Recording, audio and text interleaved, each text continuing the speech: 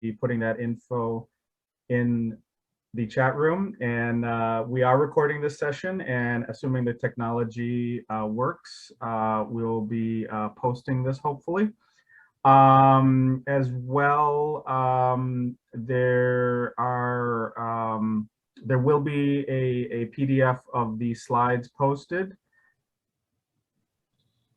And a couple other things. I will be here the whole time as sort of a moderator. I'll be watching the chat room, so please feel free to use the chat room to ask any questions. We're going to pause probably about midway during the presentation to answer some of those questions. And I believe that's everything I have today. So with that, a big thank you to Leanne and Drew from Wendell for sharing their time and their knowledge today. And I'll turn it over to you folks. Take it away, Leanne and Drew. Thank you. So Leanne, why don't you just go to the third slide. The second slide, Jason went through about what today is about. You're at the right presentation if you're here to talk about solar and battery energy storage. This is a little bit of our presentation outline. We do apologize. We actually took 4 separate presentations and took slides from 4 separate presentations we've done. Those presentations have been on solar energy systems, on battery energy storage systems. We've had an entire presentation on host community agreements and pilots. We did that to the Assessors Association. And then we've also had presentations on 94C, previously Article 10 and 94C. So we apologize now, it's a lot of information in one 1.5 hour presentation. But we're trying to get to at least some of the basics and some of the things we've learned over the last couple of years about the projects we've done. So Leanne, why don't you talk a little bit about how people can use the Zoom? I think Jason brought up the chat lines, etc. I think Jason covered it. So just use the chat room. Jason will monitor it. And we do have some poll questions at one stage that'll come up pretty quickly. So I'm good to go. So Drew. Okay, and if they're on a phone, they may not be able to do the surveys, obviously.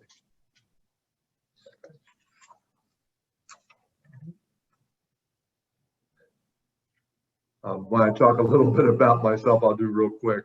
Again, Drew Riley, I go by Drew.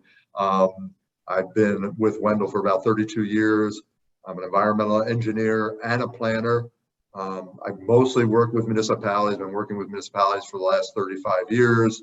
I do have a strong seeker expertise. Been working with the seeker law since, I don't want to say how long, it would date me, over 40 years.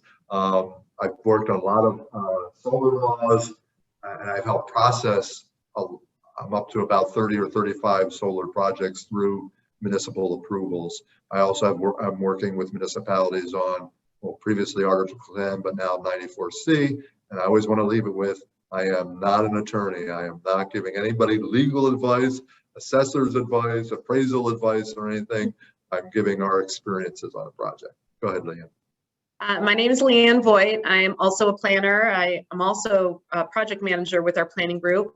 I have a lot of experience representing municipalities, especially regarding code and seeker, but I've also appeared on the other side where I've represented private development on various projects. So this really gets, I'm specialized in the zoning and the code process that we do see in communities. And I'm also not an attorney, so I also not give legal advice. So on that note, you'll see Drew and I covered different areas throughout this whole presentation. So again, if you have questions, please put them in the chat box.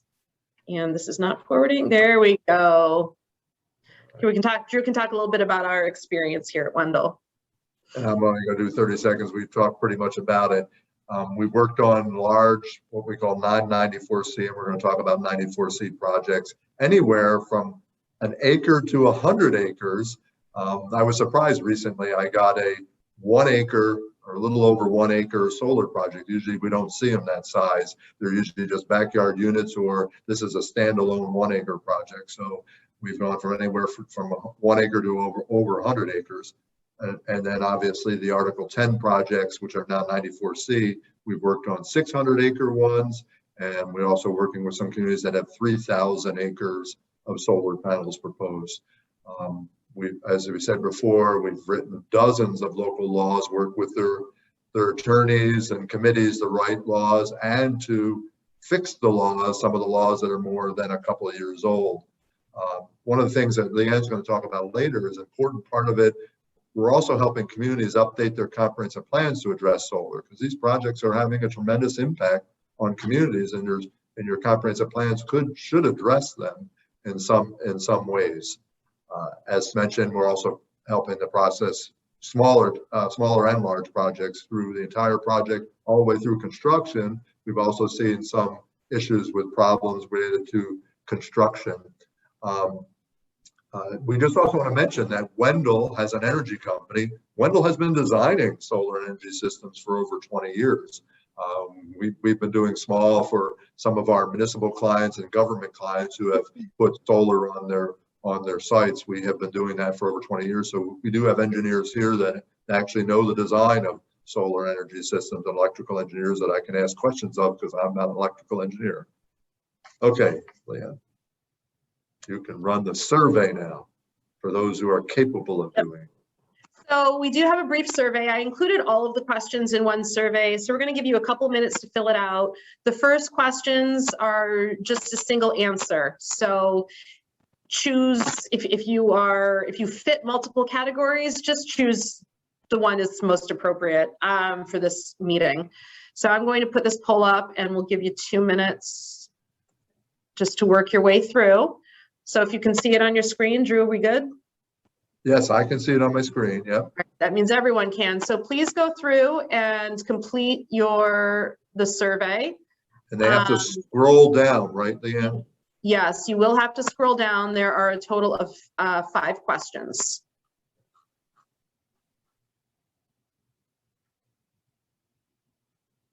And nobody's participating yet. There we go. Thank you.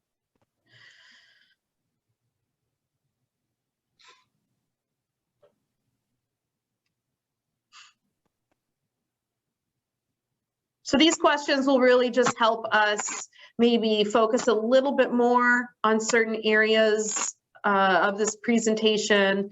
We have a better understanding of, how many of you did attend the previous session that we did on solar and comprehensive plans. We spoke quite extensively about comprehensive plans. So we'll touch on that with this presentation, and what I'm thinking is I might expand on it just slightly if we have time, because not a lot of people were present at the last one, which is okay. So if we could just, maybe I'll give everybody another 30 seconds. We're at 73% having participated. So thanks, everybody. Jason, you can participate too if you would like.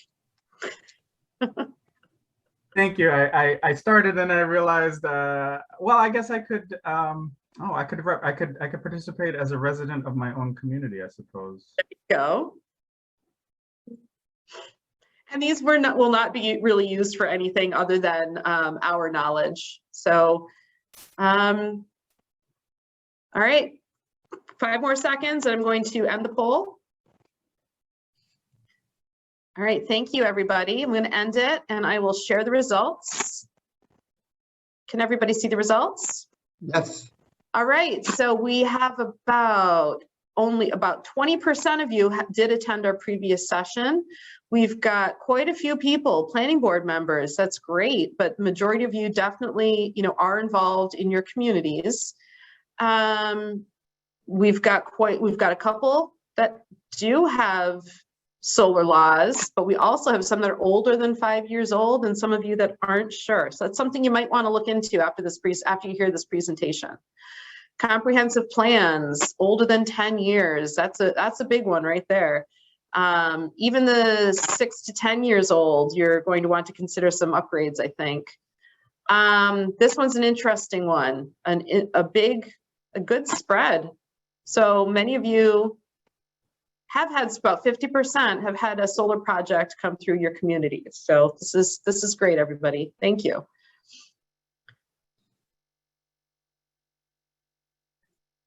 let me continue on. All right, let's go to the next slide here.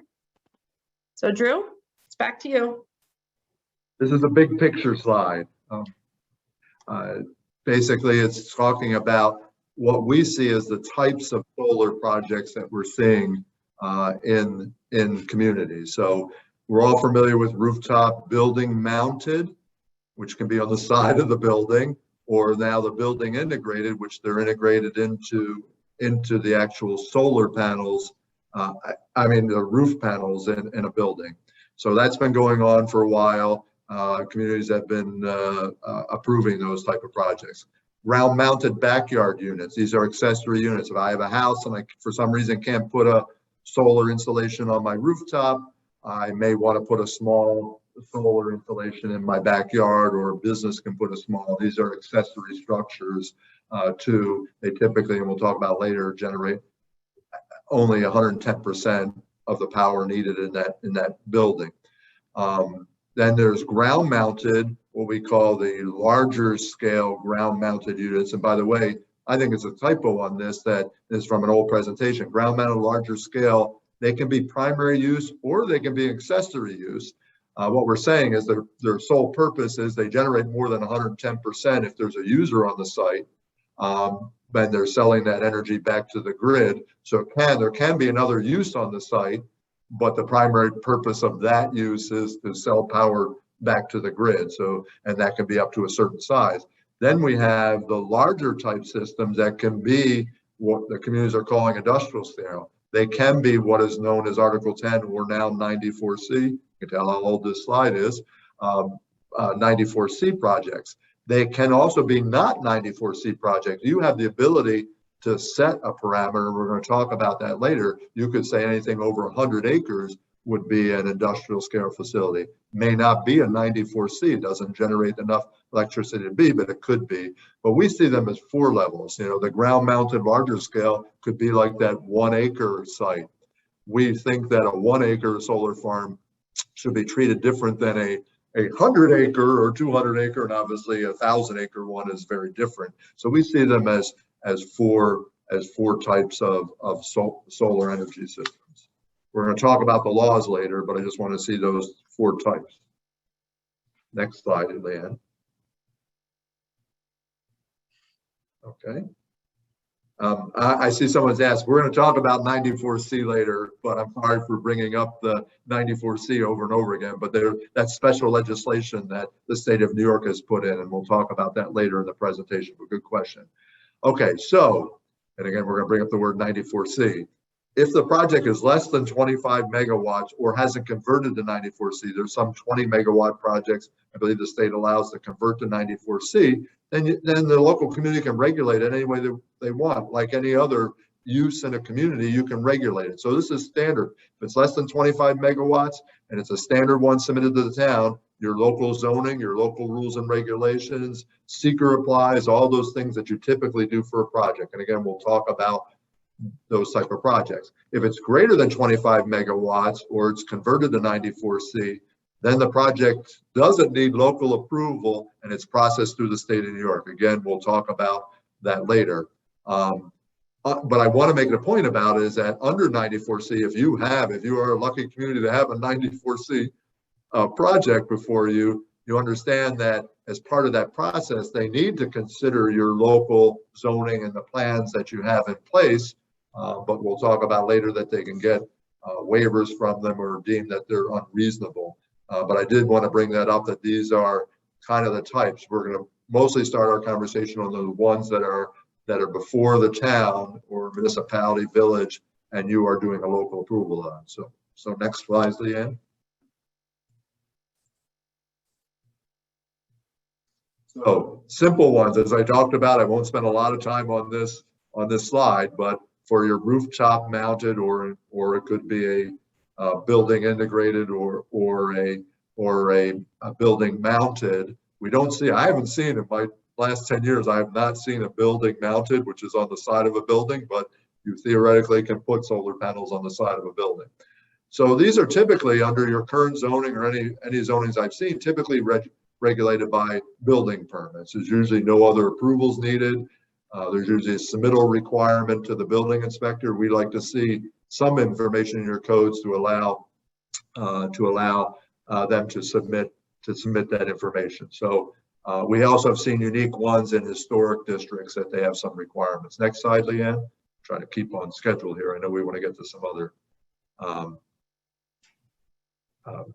Yes. So this is the ground mounted, the smaller scale ones that go into people's backyards. These should be regulated in your codes. A lot of towns that don't regulate them in their codes are treating these as building permits. They're treating them as an accessory structure. Just like if I was going to put a garage in my backyard, they treat it as an accessory structure and they issue building permits for these types of systems. Again, we're talking about accessory use to a residential or a business wanting to put something in their backyard. We recommend you have some regulations in your codes for them because it's not a standard type. I think not like someone putting a garage. You should also have some, maybe even require site plan approval, but it's up to you guys to decide how you want to do that. I've even seen some communities require special use permits for anything over a certain size, even if it's a small accessory use. So, okay, Leanne, we're going to kind of jump around here, and I know we're going to talk about 94C. I see questions keep coming up about 94C in Article 10. We'll get to that. But Leanne, we're going to kind of go back to this whole comprehensive plan issue. So what Drew's been talking about is really just a couple of the types of the smaller scale solar. We're going to set the conversation about the smaller scale solar aside a little bit because we do believe a lot of codes do address that. But again, if yours doesn't, you should look into it. That being said, we want to look at the big picture here. You know, what is a comprehensive plan and why is it important to this topic? So I think we all know what a comprehensive plan is. It's really developing the vision for your community. It has a lot of studies and information and assessment within it to really develop the next steps and the vision. Now understand that in New York State, all of your zoning laws must be in accordance with a comprehensive plan. And that goes the same with a lot of these 94C projects or any of the solar projects. They are expected to acknowledge your comprehensive plan. So, you know, we did talk about this a lot. We went into a lot of detail about this at our last meeting, but really so I don't want to delve into the details of it too much, but just understand this. As part of the New York State smart growth legislation, you need to show your comprehensive plan is essentially smart growth. And you need to make sure that you are meeting your comprehensive plan and any regional plans when you are developing any type of zoning law or zoning code. So understand that with the increased interest in solar and all the other type of renewables that are coming around, a lot of updated comprehensive plans, smart growth plans, they are all requiring communities to consider these items within their zoning code. So as these projects come into your community, you need to make sure that you are acknowledging and I guess providing guidance within your code that still meets the vision of your comprehensive plan. So real quick, you know, the comprehensive plans and why you really want to consider, you know, updates and making sure they reflect it. Really, solar projects can be very large. They take up acres and acres and acres of land. So they can have a fairly significant impact on the land mass available within your community, your vacant properties. So you want to consider how your comprehensive plan talks about these large scale projects. If in your vision map, it identifies certain areas where larger scale solar can occur. Many comprehensive plans show your important agricultural lands. That's one thing that we've seen a lot of comprehensive plans starting to address. We also perform agriculture protection plans, and a lot of those plans are referencing solar laws and vice versa. When you have agriculture in your community, those are most likely the lands that are available. So you need to, if a solar farm is being proposed or any type of renewable is being proposed in your community, your comprehensive plan and ultimately your zoning code should really identify how those uses are going to work together. You may allow sheep grazing underneath the solar field, underneath the solar panels. You may allow beekeeping. Those are the types of things that you really want to set a vision for within your comprehensive plan. So if you have any questions for us to expand on that, please include that in the chat. So Drew? before talking about this next slide, I want to just build upon what Leanne said. I've had experience where there's been challenges to solar laws that basically are saying that they're arbitrary and capricious. They're not based on anything. They're just set up. So that's why I think it's important. Any zoning you create has to have some reference. Zoning must be in accordance with a comprehensive plan. So it's one of the big pushes I've told the people is that, you know, when writing any zoning law, whether it's a solar law, you should be referencing a comprehensive plan. If you don't have a comprehensive plan, any written documents or whatever trying to show what the town is trying to occur. Because again, not giving you legal advice, but you don't want people to say that your laws are just arbitrary. Why are you making these arbitrary decisions and whatever? They gotta be based on some information. So moving on now, solar laws, because that's the introduction. You know, to write a solar law, if your community has one, needs it updated, or doesn't have one, the solar law is going to have some basic component in them. They need to address a whole bunch of issues, which we're going to talk about later, but this slide talks about the basics. You've got to determine the different categories. I talked about those tiers, tier 1, 2, 3, 4, etc. You need to decide on that. You need to decide where you're going to allow them, what zoning district, standard zoning, where are we going to allow this use?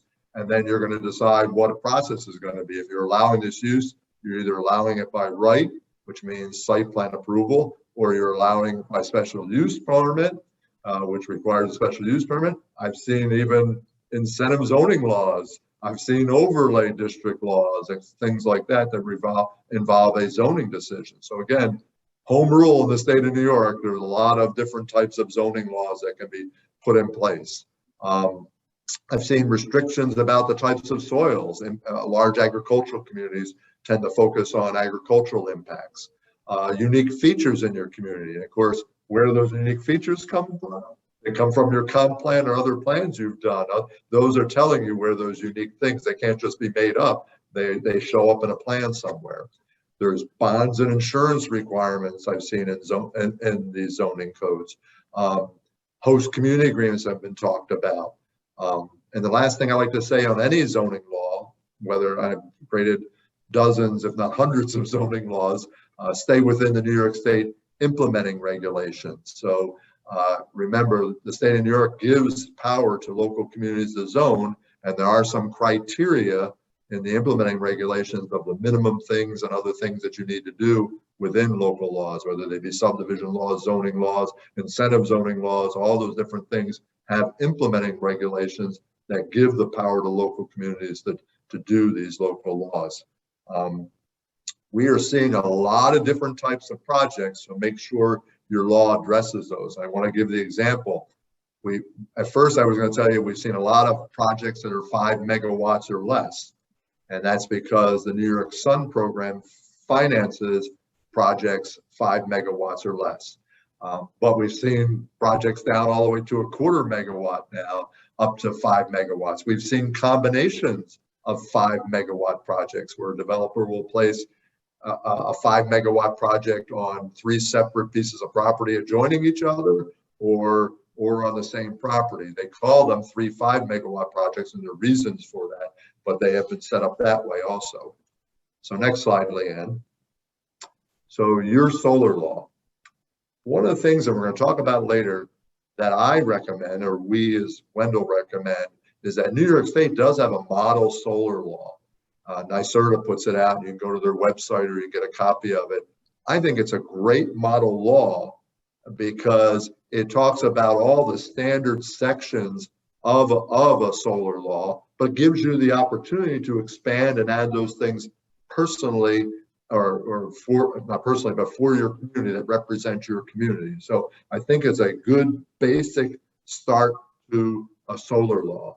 It has an intent section like any good zoning law has. It has definitions. Definitions are extremely important. As you go through your law, there's always questions about definitions of different things within your law. I would say after you finish your solar law, go through and make sure there's anything in there that someone could think that's defined a different way. Make sure that you define it quite well in your law. As we talked about, where you're going to allow certain types of system based on your plan. There's bulk zoning requirements in that model law, things like setbacks, lot coverage, all those things, which we're going to talk about a little bit later, but there's bulk requirements. Then there's submittal materials. So if it's a site plan or special use permit, what are the requirements for submittals for site plan and special use permit? They can be different than a normal site plan or special use permit. Matter of fact, for a special use permit, it should be very specific, hence the name, special use permit. It should have very specific requirements. Why is it require special use permit? Because there's specific issues that need to be addressed. You can include a lot of other requirements. The state's model even has a section on decommissioning plans, all these other things about other things that go along that are unique to solar projects.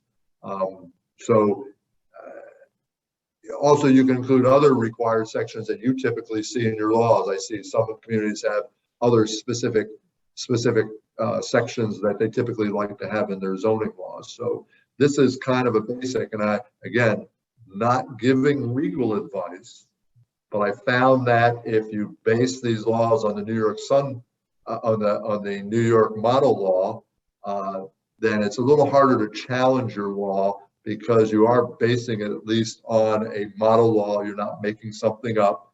And like I said, as long as you're referencing the comp plan and the reasoning behind why you're doing, it adds just a little, my experience has a little more that this law is not arbitrary.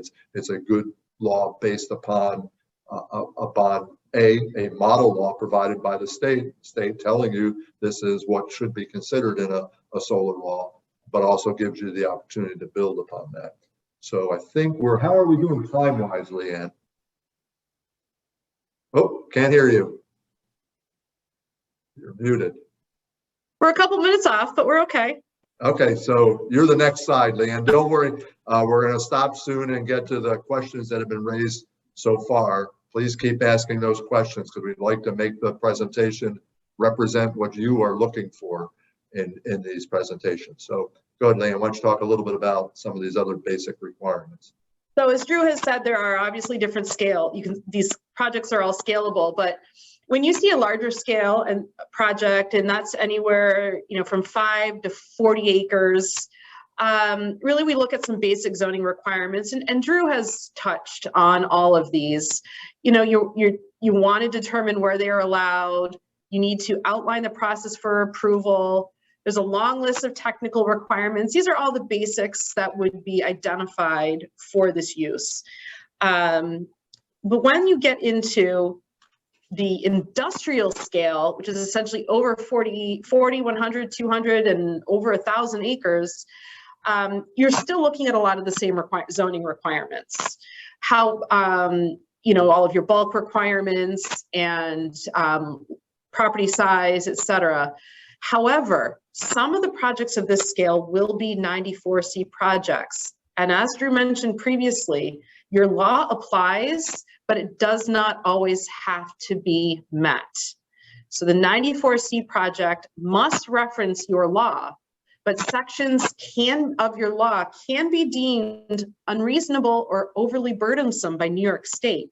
So if you have something in your law and a 94C project comes in and New York State looks at that section of your law and they feel that it's unreasonable or overly burdensome, they're not going to require that project to meet those requirements. So going back to Drew stating, that's why the New York State model solar law is great, because it's really been vetted. Make some tweaks to it based on your community, but essentially you just need to be careful that you're not making this overly burdensome, or else the state will throw out sections of your law. Leanne, I want to make a point because it's a question that's been raised a lot about when we have these tier 3 and tier 4 projects, whether we call them large or industrial or whatever. Someone says, well, Drew, where do you put that line?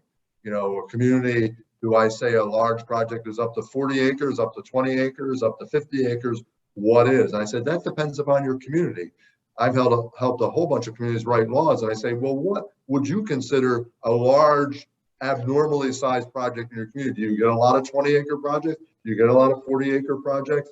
Those projects are, that's where kind of we draw the line in the sand. I don't draw it as, oh, then these are going to be Article 94C or these large scale projects. I draw them at what is considered a large project for your community. We tend to be in the 30 to 40 acre range only because it also relates back to the fact that a lot of these projects we're seeing are 5 megawatt projects, which 5 megawatt projects fit on anywhere from 20, 30, or 40 acres of land. You can fit a 5 megawatt project. So it also relates to the industry that that's kind of a common 5 megawatt project. So that's why this kind of difference between large and industrial is that we kind of base it on the community and what they consider a large project and how it would impact that community. So it is somewhat, we're trying to find a definition for that. All right, Leanne, why don't you go to the next slide? So we want to touch a little bit on the process for local approvals of these projects. So any solar projects that come in will have your, I just want to double check, make sure everybody is, if you're muted, please double check that you're muted. I think I muted everybody to start. Anyways, so the process for local approval of these projects, it's generally going to fall under your site plan or your special use permit, again, depending on how you have the code set up. As you get in these applications, you obviously want to make sure they're complete. You want to review your law, review the project based on your law. And what we recommend is creating a checklist. We usually use a community solar law to create a checklist for these developers that come in. So we know that when we receive their package, we can go through and confirm that everything is accurate. And you guys can read through this list. This is a pretty standard local approval of projects. It includes seeker, public hearings, special use permit. And again, your code is going to, your solar code is going to outline these steps that you expect all of the projects to go through from small up to large. So at this point, we're going to take a little bit of a pause for a time check. We're doing pretty well, Drew. We're about 5 minutes off. But I think at this time, let's go through, and if there's any questions in the chat, Drew and Jason, if you could go through those. Sure. Let's work our way backwards. The last question we got in the chat was, would a solar law typically be a standalone law, or would it be included in a community's zoning code? And I gave a preliminary response. I've been a zoning administrator myself, but I'm really interested in Drew and Leanne's thoughts on this. Again, not giving legal advice. We've typically seen the solar laws incorporated into your zoning law. I have also seen a solar ordinances just put in your town, in the case of a town, in your town code as a separate standalone code. There are differences, and seek good legal advice of why it's in a zoning versus not in a zoning. You realize if something's in a zoning code, it can be appealed to the Zoning Board of Appeals. Some of your laws outside of the zoning law cannot be appealed to the Zoning Board of Appeals. So excellent question. I've seen most of the solar laws go into zoning ordinance, typical zoning requirements, but I also have seen standalone laws. That's great. That concurs with my experience as somebody who has had to administer these types of things in the past. Certainly consult your municipal attorney on the legal aspects of this, but also consult with your enforcement officer, because they will ultimately be the ones responding to requests from developers, from landowners, on this, and just from what do they prefer from an administration standpoint. And for the town I've worked for in the past, it was sometimes challenging to if the laws are not well organized, challenging to find some of these standalone laws at times. But yeah, great question. Leanne, anything to add on that? You guys covered it. All right. I think the only other question in the chat room was about Article 10 versus 94C, or the terminology, and I think we covered that pretty well, but Drew, did you want to add anything? Yeah, it's a later slide, but because the questions were asked, I'll answer now. See if I can explain this. Over 10 years ago, the state of New York determined that solar and wind energy projects fell under what they call Article 10, which is what the licensing law is for power plants. So they said we will consider these projects power plants of a certain size, and they fell under Article 10. And Article 10, I think the state of New York found it awkward because it basically dealt with power plants, which I used to be in that industry 40 years ago. It really didn't apply sometimes to solar and wind project. So recently they created new 94C regulations that specifically deal with these large scale solar and wind projects, typically over 25 megawatts of size. They're typically large scale projects, can be thousands of acres of land. So they have separate regulations now. And like I said, the later slides will talk about that. But the big important thing you should need to understand is, as we said previously, if it's a 94C project, it goes through the state of New York.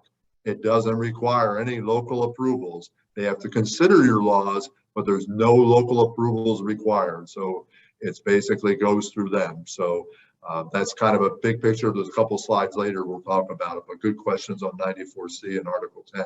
Article 10 switched over to 94C because I didn't think, and I think a lot of people in the state saw it as not matching up well with power plant regulations. So, okay. That looks like let's move on. Just a question last minute. I'm curious about the relation of solar with agriculture.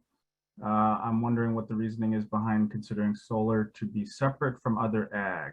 Yeah. Well, and again, you can different opinions on that matter, but most zoning officials and people who write zoning and whatever don't think that a solar panel, although sometimes referred to as solar farm, is much different than someone planting agriculture on that site. Ag and Markets does not consider solar a agricultural use. It's not an agricultural use, not protected under the state agricultural laws. In the beginning, they considered it not a permanent conversion of agricultural land, but recently the Ag and Markets has said that it is a permanent conversion of agricultural land. So again, it's a completely different use than agricultural use and is zoned differently. If it was an agricultural use, Ag and Markets would say you can't overly regulate an agricultural use. So that's my answer to that. Great. Hopefully we'll have time for some more questions. Let's move on, and I'll continue to watch the chat room for these more questions. Thank you. Okay. Thanks everybody, and we're doing good. We're doing well with time. So next slide is for, once I get to it, the next slide is for Drew.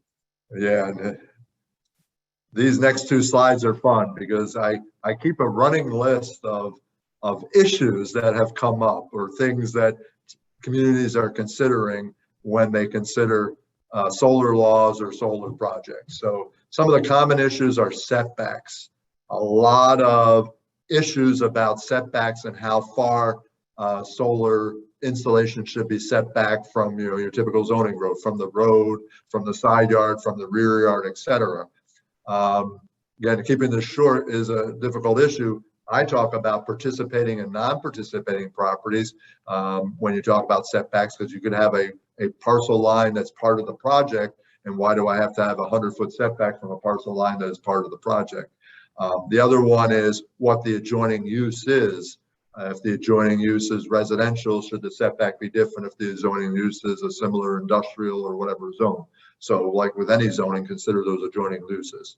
Screening and aesthetics tend to be a huge issue, and that goes with community character. These issues can be addressed in your law and can be addressed in the seeker process, but they're esoteric issues. I don't know if I'm using the correct word. They're difficult issues to get strong, but screening and aesthetics are huge issues. They relate to something that's not on this list, but people bring up property impact of property values all the time. And my question is, property values is not typically a zoning issue, but these are zoning issues that impact property values: screening, aesthetics, community character, etc. Going to move on because we have a long list here. Historic components, that's typically something, if you have historic structures, SHPO's involved. State Historic Preservation Office does get involved in the review of these projects, and they will help with impacts to historically designated properties. Lot coverage and tree removal, I put those together. Tree removal, I think, is an important issue. How much trees? Oops, somebody's not muted. Oh. I'm going to mute everybody, and Drew, I'll unmute you in a second, okay? Okay.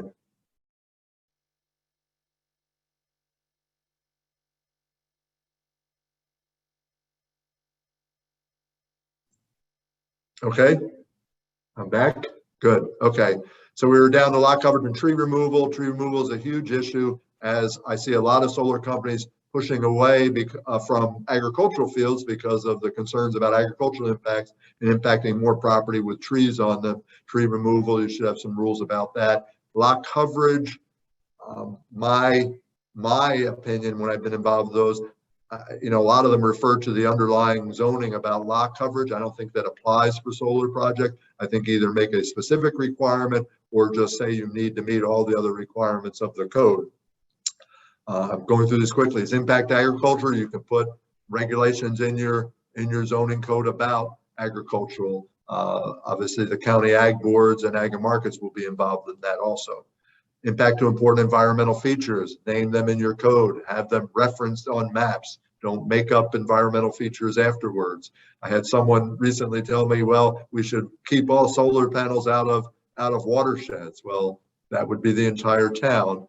If you have protected watersheds, you may have some other important requirements for developing near those environmental features. Recreation, open space, tourism, if it relates to your community and there's issues about recreation lands or open space land. In Erie County has county forestry lands that they wanted specific requirements for. Impact to other community assets. You may have other things that are important to your community that are in your plans that you may want to address. Decommissioning plans, I think the most important issue about decommissioning plans is the future use. If you're taking an agricultural piece of property, Ag and Markets has great standards how to return that property to potential agricultural use. If it's not agricultural land, the municipality is going to decide what do they mean by returning it to its original condition when solar panels are removed. So make sure that's properly understood and articulated in your laws. Economic impact. This is mostly related to agricultural impacts.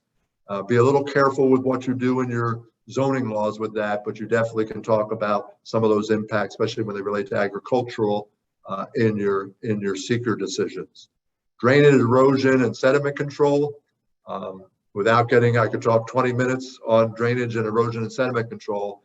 I think one of the biggest issues is erosion and sediment control, and the developers know that if you're doing a 20 or 30 or 40 acre solar field during construction is a very important time in making sure that you're not causing problems.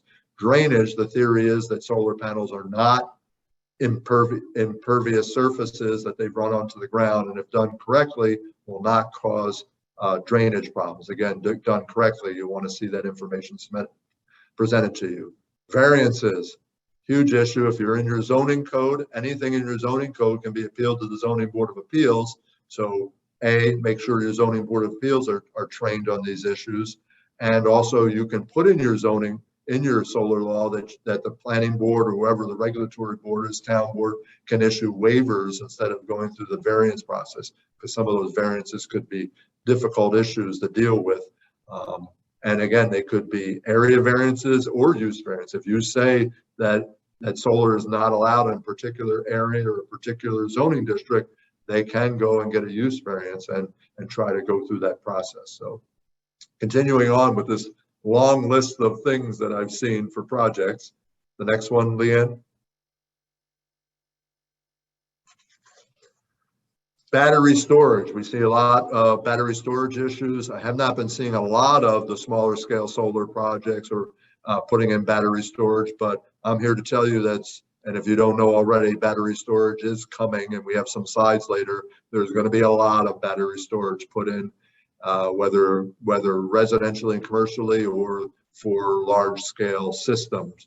My recommendation is have a separate law for battery energy storage. Don't try to squeeze it into your solar law or your wind law. Have your solar law or wind law referred to the separate battery energy storage law.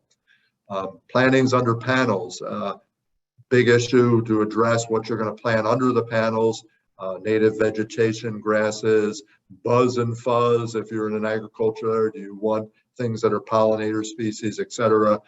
Very important issue, and that relates to the drainage issue. You got to have good vegetation underneath the solar panels if you're going to say that this is not going to cause drainage problems. Your laws typically have lots of site plan requirements. Well, what are you asking for? What are you asking them to submit? Glare. In the beginning, there was always a lot of discussion on glare when it's related to solar panels.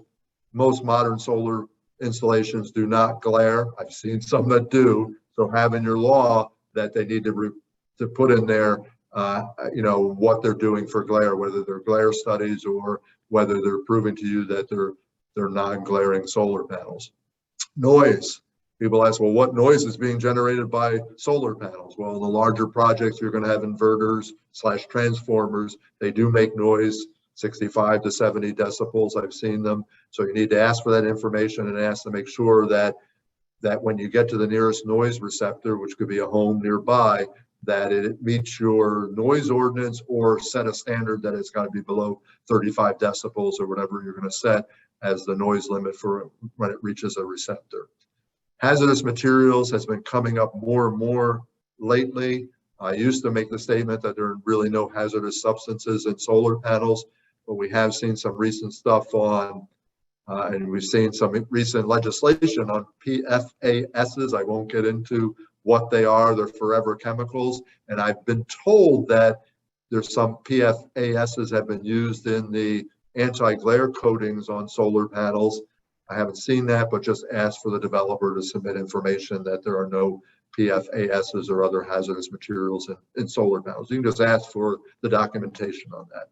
Underground utilities. Most solar laws say that they want all the utilities below ground, but understand that most of these 5 megawatt projects or 4 megawatt projects and tying into the grid, there's usually 2 or 3 or 4 poles, electric poles that are put in before they go underground. That's a requirement of the power grid to basically say you can't just go right underground and into their power grid. You have to have some poles leading to that. So understand the fact that you are going to have some poles on these projects. Could be 2, could be 3, could be 4, could be 5 poles running into the site, depending on how far your site is in.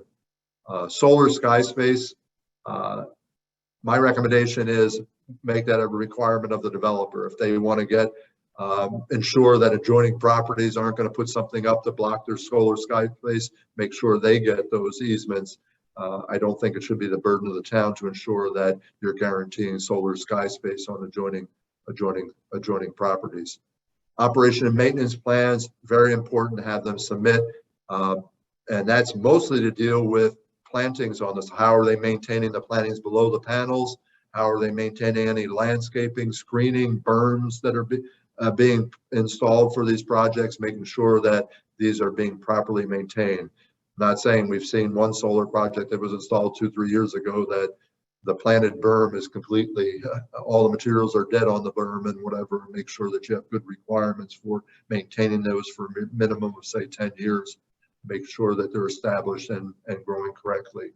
Pilots and host community agreements, we're going to talk about later. All I can tell you is you can't really put pilot requirements in your zoning law. You can refer to the fact that the town has the ability to do pilots, but don't put it in your zoning law. Host community agreements, we'll talk about a little later. And then there's a whole bunch of post-approval and construction requirements that you're going to have in your laws that during construction, for example, you may want inspections done, other things to make sure that things are being done correctly, and then post-construction have requirements of what needs to be done, make sure the bonds and insurances are in place, all those other things that are any of those requirements of the town. So again, quite a long list of things I didn't get into. We could spend, just on these 2 slides, we could spend a whole hour and a half talking about them. But these are some of the lot of the things that are that can be considered in applications. And we'll get to some of the questions that have been raised. So moving on to the next slide, because we are over, I do want to use some example projects, and because we're about 10 minutes, I want to talk about some unique, well, maybe not unique projects, but let's talk about agricultural sites. When you're dealing with an agricultural site, if the applicant, and a lot of them do, get financing through the state of New York, whether through that New York Sun program or not, they're going to be dealing with NYSERDA. They're going to be required to do, again, a lot of information, notice of intent procedures through NYSERDA, and work through Ag and Markets. And through Ag and Markets is going to have comments. We've seen it come down to where Ag and Markets can make a decision that this will have a significant impact on agricultural land. They can either ask for alternative sites, or they can ask for mitigations. And again, your local law may also have certain requirements for agricultural, but we've seen mitigations asked for, even purchase of development. Money is being set aside for purchasing equivalent development rights of farmland. If you're impacting 40 acres, purchasing 40 acres of development rights on other farmland to try to help protect more of these solar sites. So that's kind of an example. If you have an agricultural property, like I said, you're going to be dealing with county agricultural boards, probably with Ag and Markets. You're going to be dealing with NYSERDA, who's going to require the notice of intent is required. And you as a municipality, if you're dealing with an agricultural district, you have to ask for an agricultural data statement, which basically focuses on how this project may or may not impact adjoining farmers in that area. So a lot of things to deal with agricultural sites. Neighbor and community character, huge issue, can be very complicated. You're going to ask for a developer to say, well, how is this 30 acres of solar going to be seen from adjoining properties, adjoining uses, residential houses, et cetera. A lot of them will propose landscaping and berms and screening for those.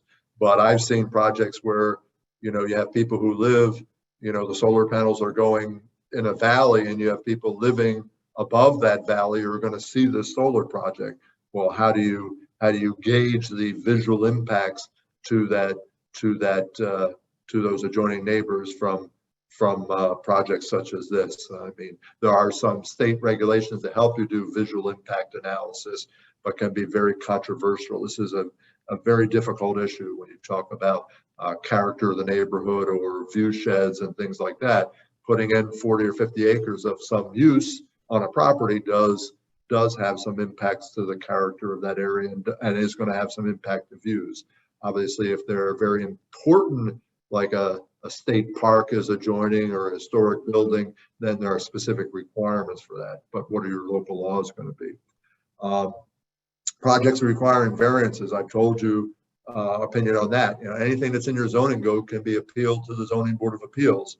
So make sure your Zoning Board of Appeals has good training on this. But again, they're governed by the criteria. If you're a zoning board member, if it's an area variance, say they can't meet the 100-foot setback requirement that you have, and they have your 80, you're going to go through the criteria, the 5 criteria to issue an area variance. If it's a use that's not allowed in that district, whether it's specifically because of another problem, it may be a use variance. Should be difficult to get a use variance on a property. You'd have to prove that you can get no other reasonable economic return on the property, but those issues do arise. Be careful when you're writing your regulations. Understand maybe there's certain things that the planning board or town board can waive instead of always having to go to the Zoning Board of Appeals. I like waivers because a lot of times you can ask for mitigation. Well, if I'm going to grant a waiver on this particular requirement, A, why am I granting that waiver? And B, what mitigations are you offering of why we set that requirement? Are there certain mitigations you can offer? And then the last one is a poor local law. A lot of you have said that you may have an outdated law, you may have an older law, you may not have a law at all. And this is kind of a slide that's going to introduce, Leanne's going to talk about the next one, but I'm a seeker guy. Just because you have a poor local law doesn't mean you don't have tools to use in reviewing that project. The seeker law, which Leanne's going to talk about a little bit, give me a chance to catch my breath and see where we are. She's going to talk about if you have a poor local law, you still have the seeker law to look at and say, and when you're reviewing that project, whether it's site plan approval or whatever, you have the seeker law. So with that, Leanne. Are we back closer to time? I went through, I think I did less time than I was supposed to. We're getting there. Okay. So as Drew said, Seeker is a powerful tool, especially if you do not have a very strong local law. So we've talked about all of the issues that could be within your law, but again, if the language isn't strong today, tomorrow, before you get a chance to update your law, you always have Seeker to fall back on as part of your approval process. Typically, projects over 10 acres are type 1. That's going to require a coordinated review and a full environmental assessment for a full environmental assessment form. Other agencies are going to be able to review this, the boards and any other interested parties. Part 2 of the EAF is actually a great checklist. It includes so much. It includes items from community character to drainage to impacts on wetlands, historical resources. So you can look at all of these items under the Seeker law and determine whether or not you want to issue a positive declaration if there are large impacts, or a positive declaration if there are large impacts, or a negative declaration if there are not large impacts. A positive declaration even allows you to request project revisions and project mitigations. Now, this is not, Seeker is not about stopping a project. Please remember that. It is about making a project better. Zoning allows you to set it up to meet your code, but Seeker really allows you to take this to the next level and make sure that this is a better project. One thing to note that is not in Seeker, and as Drew mentioned earlier, it is not in your zoning code, you cannot regulate property values. But remember that the things that are in Seeker impact property values, community character, drainage, quality of the environment. All of those items ultimately impact property values. So again, just remember, this is one of your really important tools that can be used as part of the approval process. So now, Drew, you're back up. Yeah, thank you. And again, because I'm the Seeker guy, I just want to reiterate the fact that, you know, it is a powerful tool. I always tell people, don't abuse it, but it is a tool to say, hey, this is a good way to look at projects. It's a great checklist to make sure that all things have been considered on your approval of your project. And by the way, you need to make a Seeker decision before NYSERDA or anybody will give monies to a project for a project to proceed. You're going to be lead agency on a project, anything over 10 acres, and you're going to make the Seeker decision. So it is a powerful tool, and understand how to use that tool to your best benefit to make sure that you're getting, as Leanne said, a good project, a project that reduces and does not significantly impact the environment. So we're going to change. We're an hour into the presentation, or how long we're in? We're an hour in now. I am going to talk a little bit about battery energy storage, then we'll go back to 94C and other things related to solar. But we do want to talk about, we did say we'd bring up battery energy storage. You need a local law for battery energy storage. As I said before, these systems are coming. Good, bad, or indifferent, these systems are coming. If we're going to have a lot more solar supplying energy and other green energy in this state, understand there's got to be a way to store that power, because it's not like you can turn these systems up and down. There's times when they're not generating power. You're going to have storage. I think the number I saw was, I don't know if it was 3,000 to 6,000 megawatts of battery energy storage are going to be needed in the New York State system in the next 5 to 7 years just to meet the requirements of the system at this point. Please don't. There's a nice NYSERDA presentation on that, but it's a large number of units that have to be installed to store that power. So you should have some local law to understand where these things are going to go, regulate them like you do. They could be part of a wind or solar project, or they could be independent projects. I think you're going to see a lot of independent projects. So like with solar, you have a bunch of different levels of battery storage.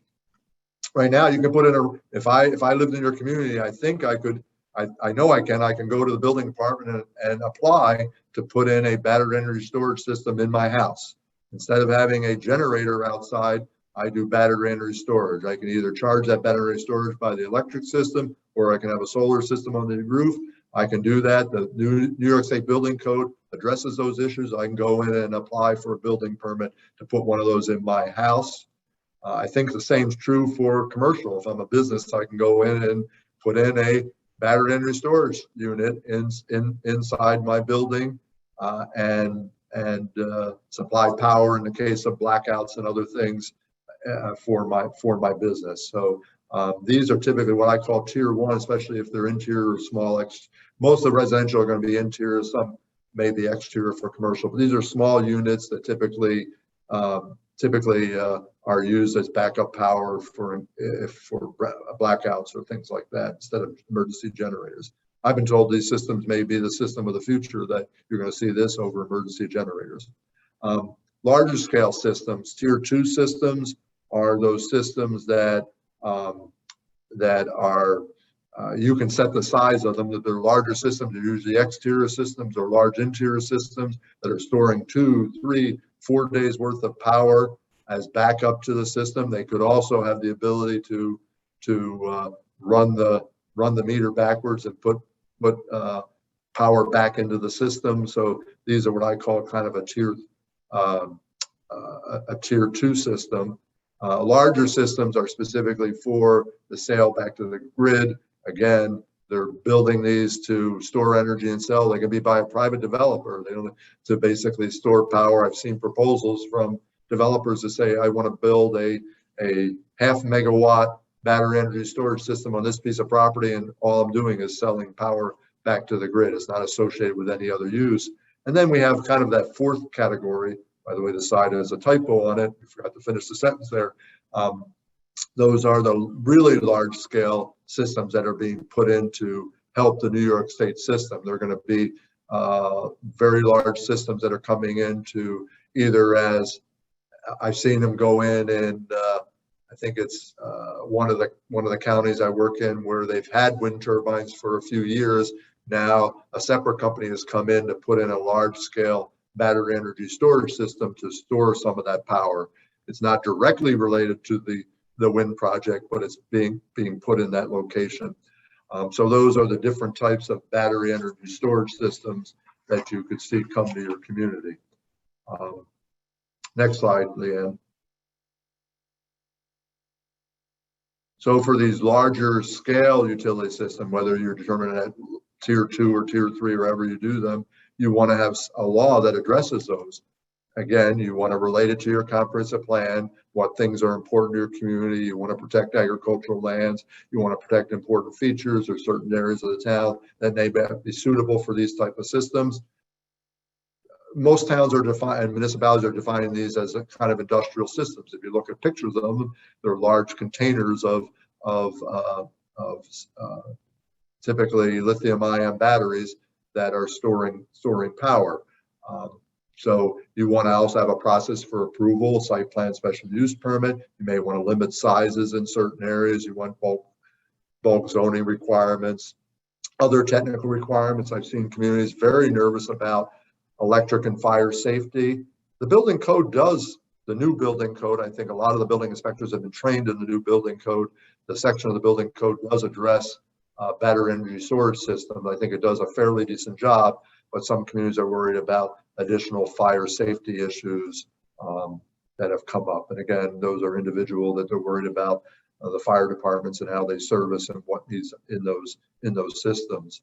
Again, you can have construction requirements, and I've seen host community agreements and pilots for larger battery energy storage systems. So again, this presentation is not about battery energy storage system. We had an 1.5-hour presentation just on battery energy storage systems. I just wanted to bring up the fact that it's very similar to solar.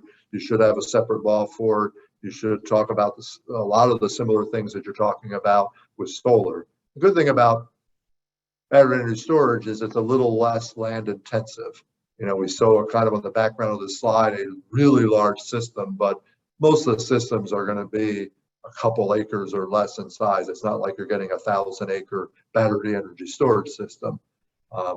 So let's move on. I just wanted to touch base on battery energy storage. So I've seen there's been some questions raised, and there's been issues about pilots and host community agreements, and then we're going to end the presentation with 94C. But pilots are payment in lieu of taxes. Host community agreements, or HCAs, or community benefit agreements, they can be called that way, are also other agreements that municipalities can enter into with particular uses like solar or large-scale wind projects. We've seen a lot of host community agreements with large-scale wind projects as they came through New York State. Now we're beginning to see some of those with the large-scale, the 94C projects with solar, but we're also seeing them generated in local communities for smaller projects. As I said before, you can't put pilot requirements in local zoning. You can say that you can make a statement that pilots may or may not be required, depends upon if the town has the option to opt in or out of the 487 law, which states that, by the way, the 487 law, it's on the next page. I'll talk about that next, but we'll talk about that. Some communities are requiring host community agreements, and there's been a question raised about, can you include host community agreement language in a zoning law? So far, again, not an attorney, but other attorneys have said that that's not pilots are assessment law, and it cannot be in local zoning, but other attorneys have told me that host community agreement language can go into zoning laws because it's not pilots, not governed by the state of New York assessment laws. It's a separate requirement, and again, determined by, because it's a particular type of use in your community that you believe has impacts, that you can have host community agreements. So again, not giving you legal advice, but that has been a question raised that attorneys have said, because of that difference between a pilot and host community agreement, you can have it in your law. Pilots are typically, from a process standpoint, are applied after the municipal, well, they can be applied during approval, but they can't get a pilot till the local community approves their project and completes the secret process. Let's go to the next slide. I think that'll help a little bit more with the whole pilot. So let's talk about pilots first. Pilots fall under real property tax law, section 487, which basically says that solar is exempt from local zoning. But a community can opt out of 487. That's up to a community or a taxing jurisdiction. That can be a county, school district, or local municipality can opt out of 487. But by opting out, you still have a problem, is that you have to appraise the value of that project, and how do you set the appraised value of it. As an aside, not part of this conversation, but the state of New York is going to now has a new proposed tax law that gives the approved methodology to set the value, the appraised value of these projects. I believe that goes into effect January 1st. So there will be a set model, an approved model for how you appraise the value of solar energy projects. These pilots, again, so if you haven't opted out and you fall under 47, those taxing entities still have the ability to get a pilot, a payment in lieu of taxes for these projects. And if you're familiar with pilots, they can be anywhere from a 15 to 25 year exemption that includes payments to those communities. One of the things this presentation is not about pilots and host community agreements. I'm looking at the time, but you can negotiate a pilot. So the three taxing entities, usually the pilot is split on UTEP standards. So in other words, giving a lot of information here, basically, depending upon your taxing structures, a community may get 15% of a pilot, school district gets 60%, and the county may get the remaining percent, depending upon the taxing structures. But those can be negotiated. They're difficult negotiations because you're going to those other taxing entities to say, hey, I want a higher percentage of this pilot payment. So that's why I'm also think host community agreements help with that, because you can have a separate agreement for your host community agreement. NYSERDA, if your local communities want to know, NYSERDA has sample pilot laws and sample pilot agreements. Those are typically negotiated by the county IDA or local IDA, but you can also have a local pilot law and sample pilot agreements that you want for your community. So very complicated issue. Please talk to your assessor and your legal counsel about solar pilots. Next slide, Leanne. So the issues, as I talked about with pilots and HCAs, are the valuation of the projects. A lot of counties have passed standardized values of these projects, or what will go into pilots or host community agreements. They can vary anywhere from, instead of trying to appraise the value, they basically set it at a dollar per megawatt. So in other words, one county will say these projects are worth $4,000 a megawatt. Another county will say it's $5,000 a megawatt. I've seen it all the way up to $15,000 a megawatt. I've seen sliding scale values that if you have a certain size, it's 5,000. If you have another size, it's 7,500. If you have another size, it's this size. So this valuation can be done different ways, but that valuation is based upon a dollar per megawatt. I believe the recommendation from the state was a $5,000 a megawatt, and that could be changing. We've talked about the timing of the pilot request. We're also seeing separate, a developer may propose 2 or 3 5-megawatt projects. Again, if you're on a sliding scale, you have some decision to make on that. If not, you're charging them based upon your law for each of those separate pilots. We talked about the issue of communities, and I'm here to tell you, most local communities want a greater share of that pilot or that host community agreement. NYSERDA and I have done presentations. We believe that number should be closer to 50% of the value. So for example, if you're valuing projects at $5,000 a megawatt in your county or your jurisdiction, and you have a 10 megawatt project, that's a starting point of $50,000 a year payment to the taxing entities. And by the way, they typically have an escalator clause that goes up 2% a year over the life of that pilot or host community agreement. So that's a $50,000 payment. We're seeing a lot of communities, and NYSERDA agrees that we'll want at least half of that money. $25,000 a year should go to the municipality, because the municipality is the one most affected. I realize that's a hard issue for especially a school district to say, hey, we're going to accept less money in a pilot payment, because our advice is that it's really not impacting the school districts, it's really impacting the local community. You're removing these lands, it's having other impacts to the community. Host community agreements are also beneficial because you can spend that money differently and use that, get that money differently. Unlike a pilot is a tax payment that affects a lot of other things in your community. Please talk to your assessor and your other people about that.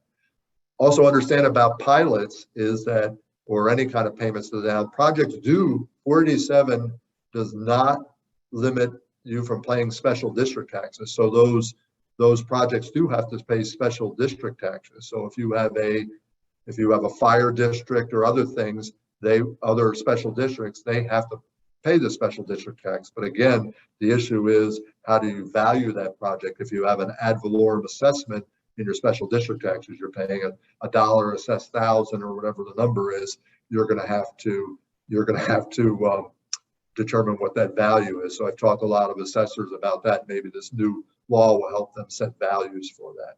So this is a big issue to the community. Obviously, communities who are getting these projects, whether they're 5 megawatt, 10 megawatt, 15 megawatt projects, and even the bigger ones, want to know what are they getting in taxes or host community agreements for that community, because it does have an impact on the community. So what is that? Are you going to get a $50,000 a year payment? In those large projects I've seen proposed for 94C projects, I've seen proposed pilots or host community agreements in the $1 million a year range. So these are huge projects. So let's go to the next slide. Drew, are you still seeing the slideshow on your screen? I had a bit of a technical hiccup. I see the slideshow on our screen. Okay. Thank you, everybody. Thanks. Okay, go to the next slide. 94C. So again, there's been a lot of questions raised about it. It's basically a replacement to Article 10. It's passed. The legislation has been passed. There are new rules in place. They've created a new office, the Office of Renewable Energy Siting. ORES, I believe is how you pronounce that. ORES has been set. They are now accepting applications. I know applications have been made to ORES for these large scale projects. Again, anything over 25 megawatts goes through this process, or they can opt in. These are usually not 25 megawatt projects because the process is a difficult process. It's not an easy process. It does have some time frames that actually help the applicants, but it is a difficult process. So we're mostly seeing, we're talking about 100, 200, 300 plus megawatt projects. These are projects that are affecting 600 acres up to, I believe the biggest one now is 5,000. I think the one in Oakfield and Elba is a 5,000 acre project, I believe. So this goes through ORES. Go to the next slide, and I'll talk a little bit about what does this mean. What is this? This is a simple summary of the process. So a solar developer, a large scale solar developer, will be looking for land. If they find an area in their community that's able to handle this size project. It could be multi-communities that typically define this amount of land. It could cross municipal boundaries. It could be multi-communities, but they'll find these by saying, geez, do they have, that's the next bullet, do they have capacity in the grid? They work with the electric provider. Do they have capacity in the grid? And can they provide, get interest in these properties, get options on these properties large enough? They usually take more options than the necessary, but they try to get options on all these properties. So that's kind of done. They first got to try to find property. That's what kind of when the process starts. Then they notify ORES and begin the fact that they have a proposal that they want to do a 94C project.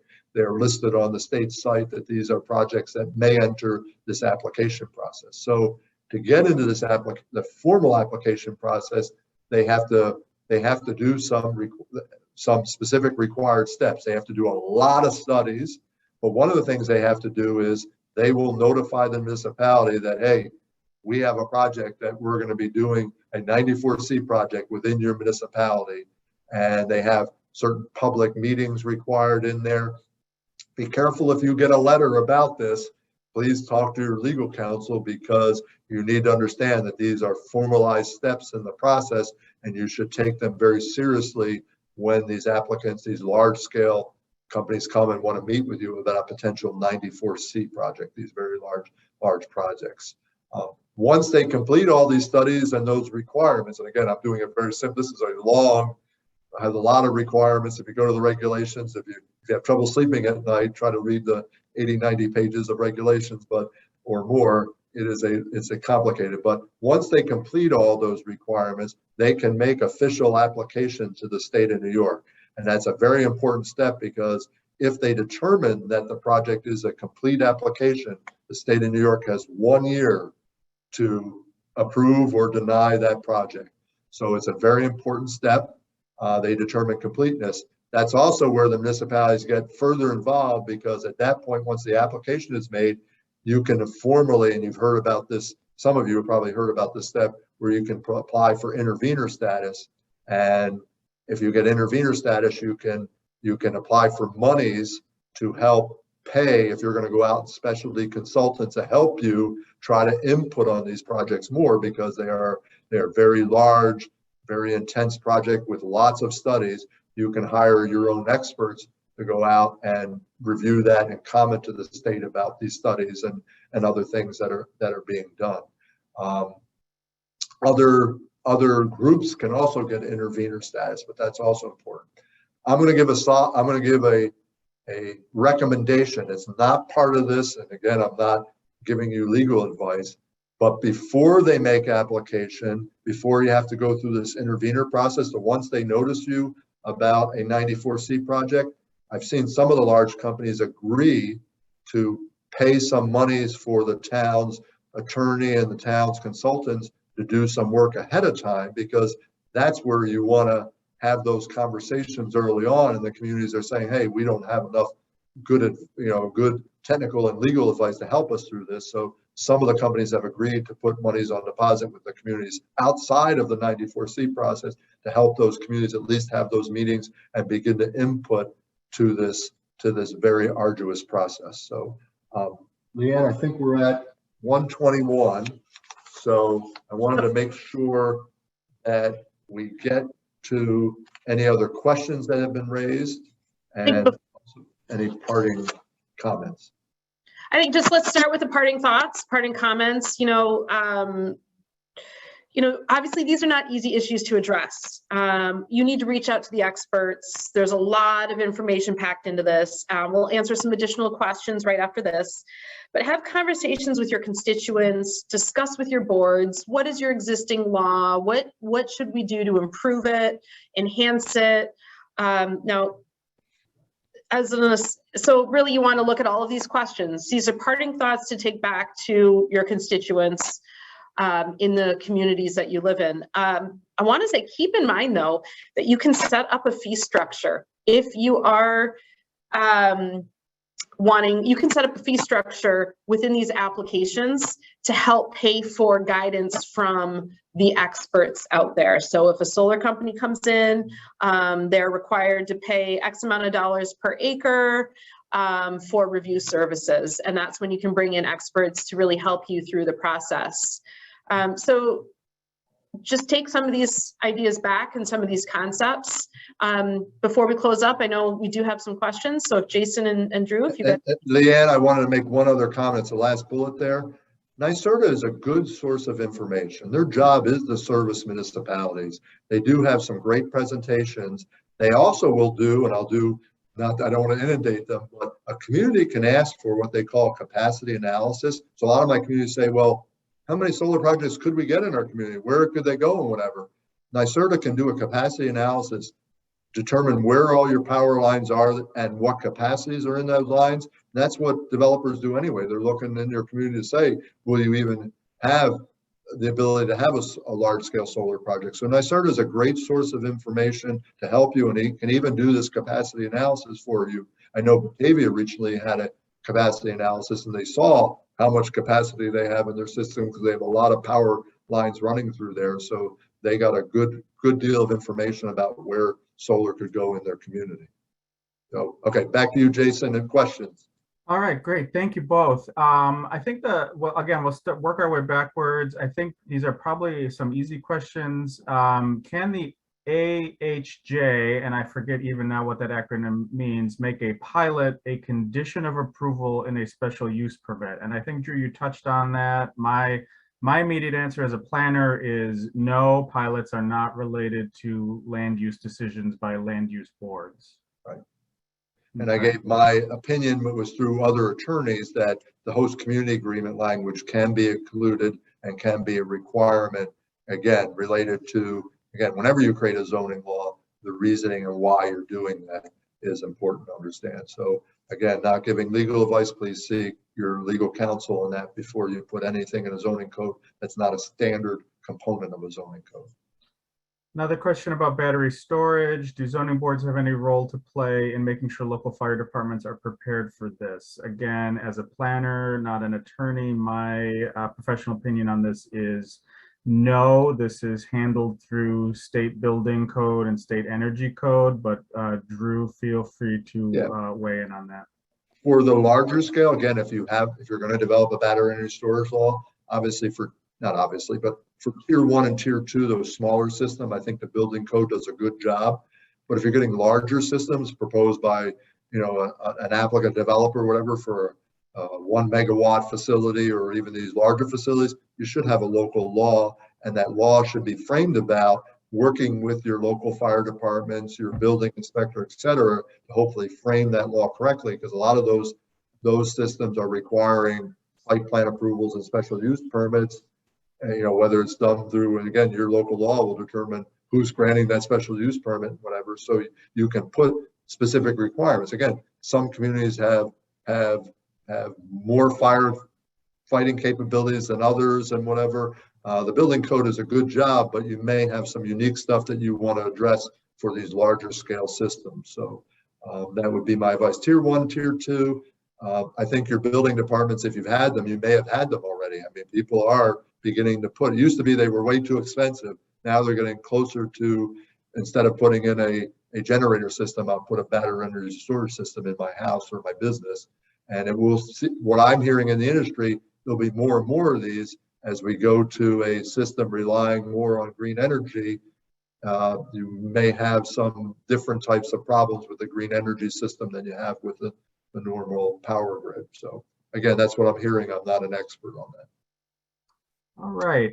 Should the plan include what happens when solar panels are no longer functional or have been abandoned, require upgrade at some new improved efficiency improvement? Yeah, I think that question is referencing a comprehensive plan. I would say that level of, mention it in the comp plan, but that level of detail is more for your solar law itself, I'd say. Yeah, and in your solar law, even the model law from New York State says you should require a decommissioning plan. So what's going to happen if it goes out of business 10 years from now, or they complete the complete life of the solar energy system at the end of 25 or 30 years? If it's agricultural, pretty standard. Just say you must return it to agricultural based upon the state. Agri-Markets has a great document on how to return it to make sure it's returned to that it can be returned to agricultural use. If it's something else, that's where the comp plan can help you. Well, once that solar project goes away, what is the end use? You're just going to return it, plant trees in it, return it, or is it going to be a buildable lot? Maybe if it's an area of town that's industrial or commercial, you may say, hey, the long-term use is just return it to someone else can come in and put a business on there, or another industry on there. So I think some of those things you can talk about in your comp plan, but then address in your local zoning. One interesting issue that's come up with a municipality in our region is a school district facility that has a solar array that has gone defunct. And of course, public schools are not subject to local zoning. And so, I'm not sure if anybody at the state education department, which is what, school districts report to, has addressed this issue of sort of decommissioning solar facilities on school district property. But it's probably not a very common issue, but something that has cropped up. And anytime you deal with decommissioning, you're dealing with a local law. Obviously, you can't go in if some business goes out of business. You may have laws that say, a dilapidated building, if it's proved that it's a safety hazard, you could go in and have the building removed. But for solar panels, that's why if you have it in your law, you can go back. Now, my understanding with school districts, today's school districts, not long ago, they do get local, they usually go to local planning boards and whatever for input and approval of their project, and you could require a decommissioning plan for that solar. But for an old one, you're right, something that was built years ago, and again, we may even have developed it for all I know. We've done a lot of school districts with solar installations. You're right, it's hard to step in now and say, hey, you gotta decommission that. We're tired of looking at solar panels that aren't in use. But if it's in your law and it's a requirement, make sure that it's done. We got 1 minute left. Let's take one more question. The issue was preserving prime farmland and soils for food production, and installation of panels is semi-permanent. Cement used to hold them up. Any thoughts on a more temporary installation of panels? Well, again, Agri-Markets now defines them not as it's a permanent conversion of farmland. I'm here to let you know, and it's a real good thing, the state of New York has formed an agricultural task force that's going to specifically look at this issue over the next year or two or longer. So they know that this is an issue that we have to weigh and balance. Other states have talked about the impacts of solar on agricultural production, or we're talking about millions of acres of farms being removed. So they formed a task force that they're going to study that and look at those. But from a local zoning standpoint, guys, your comprehensive plan, you need to address that issue. How is this impacting agricultural lands? You can restrict it from prime agricultural soils. One of the communities I deal with, Newfane has orchard areas, and they said, look, we don't want them in orchard areas because orchards are difficult to put back in place. It's not like you can just start right up again and whatever. So they've kind of restricted them from orchards. So again, look at your local zoning and how you're going to do it, base it on a comp plan. I mean, I would not say, hey, we're going to ban solar in our community.